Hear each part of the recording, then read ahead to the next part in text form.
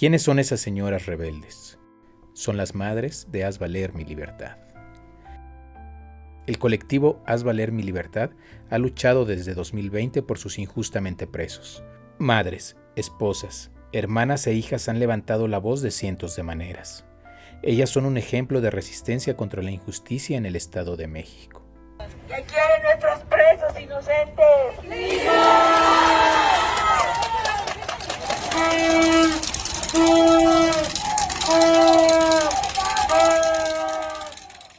Esto ocurrió en San Pedro Totoltepec. Un 5 de noviembre llegan unas personas y se llevan a mi hijo, sin orden de aprehensión, sin nada, agarran y se lo llevan. Creíamos en realidad así, que pensamos que era un secuestro, cualquier cosa, nunca pensamos que mi hijo estaba acusado de algún delito. Entonces tocan la puerta y mi hijo entró a dejar unos trastes de que le habíamos sacado la comida. Entonces tocan la puerta y sale mi hijo y se presentan 8 personas vestidas de negro con armas largas. Así ocurrió la detención de Daniel, sin una orden de aprehensión, sin nada. Se lo llevaron.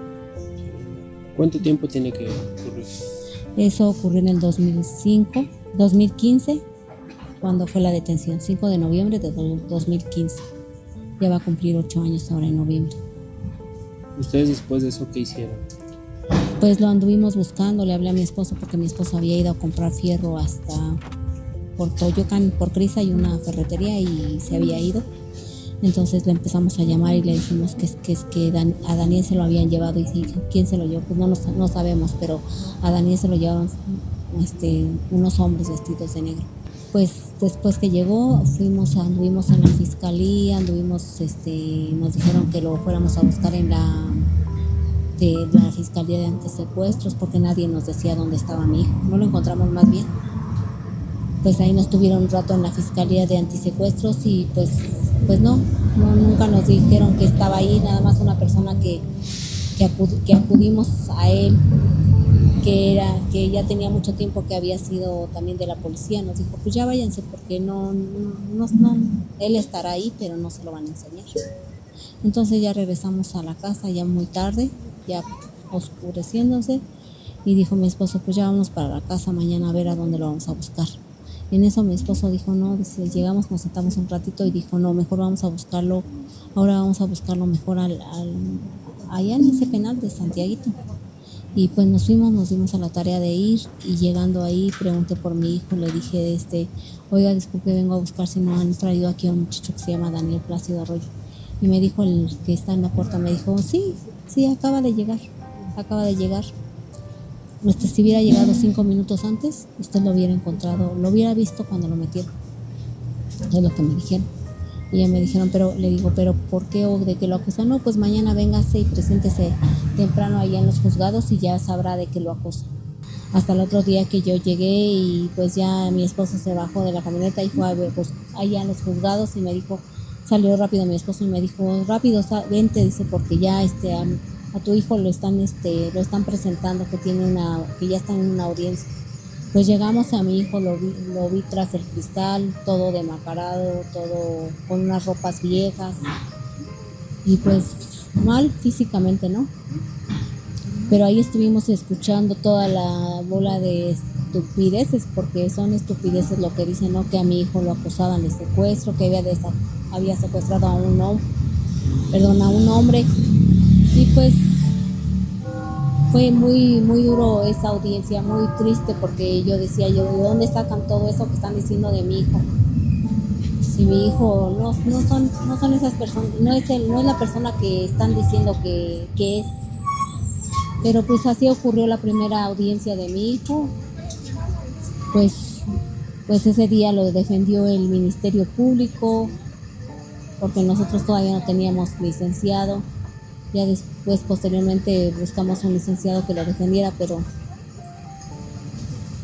le habían imputado el delito de secuestro y pues nosotros no sabíamos ni cómo lo íbamos a defender, porque no sabíamos nada de de todas las violaciones que le habían cometido. Y así pasó la primera audiencia de Daniel. Lady Plácido, hermana de Daniel, se vio obligada a unirse al activismo. Aquí nos cuenta cómo es este movimiento. Pues surgió derivado de, primero conocí al Centro de Derechos Humanos Ceferino Ladrillero y pues pedí su ayuda. Y me dijeron, pues vamos a estudiar el caso de Daniel, que es mi hermano, Daniel Plácido Arroyo. Y de eso, derivado de eso, se estudió el caso de Daniel y Daniel fue seleccionado por el centro para defenderlo. Y ya de ahí pues nos dimos cuenta que no era solo Daniel, que había muchas más personas, igual que Daniel, con una fabricación de delitos, con una detención arbitraria. Y nos juntamos, en ese entonces éramos 8 familias. Y así nació el colectivo Haz Valer Mi Libertad. ¿Qué año fue? En el 2020. Nace el 2 de marzo del 2020. Ok. ¿Cómo empiezan sus actividades? ¿Cómo las han hecho? Pues cada actividad la hacemos y la platicamos todas juntos, porque pues no es solamente de tu servidora la que salen las ideas. Sale de toda una plática, de toda una organización que es un día en la tarde, nos juntamos, nos reunimos y decimos queremos visibilizar la tortura, pero ¿cómo la vamos a visibilizar? Porque nadie lo comprende hasta que lo vive. Entonces de ahí nacen esas ideas. Al momento de grabar este podcast, el colectivo mantiene un plantón de más de 100 días en el Palacio de Gobierno del Estado de México. Pero esta no es la única acción que han realizado. Nos juntamos, nos reunimos y decimos queremos visibilizar la tortura, pero ¿cómo la vamos a visibilizar? Porque nadie lo comprende hasta que lo vive. Entonces de ahí nacen esas ideas, cada una de las ideas que hemos tenido, como la cabalgata, como el sacarnos sangre, porque esa sangre habla de los inocentes, ¿no? Que son torturados. Siempre un inocente derramará mucha sangre, lágrimas y sangre. Entonces, ese tipo de temas que son muy dolorosos, buscamos la manera de que impacten, que le llegue a la gente el mensaje de que la cárcel tortura. Y lo platicamos. Entonces ya en la plática por consenso es como se generan estas acciones.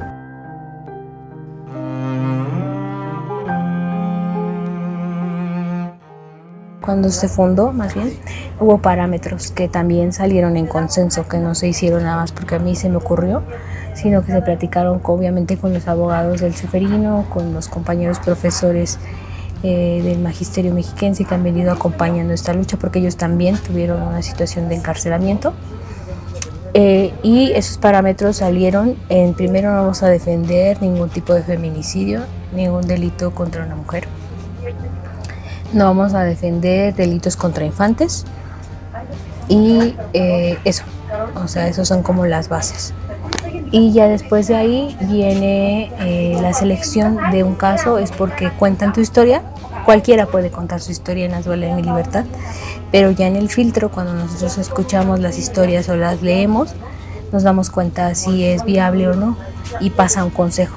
Ese consejo está pues por los abogados defensores, porque ellos llevan toda el área jurídica, y también como nosotros como familiares, porque pues sabemos, ¿no?, cuando alguien prácticamente te está mintiendo, y nos tocó, ¿no?, de que primero nos dijeron, no, es que es delito es infanticidio, y le dijimos que esos casos no los acompañábamos, y al poco tiempo cambió su versión y dijo, no, es que yo nunca dije infanticidio, pero comparamos las historias y ahí resultó la historia que contó primero y después la que quiso contar.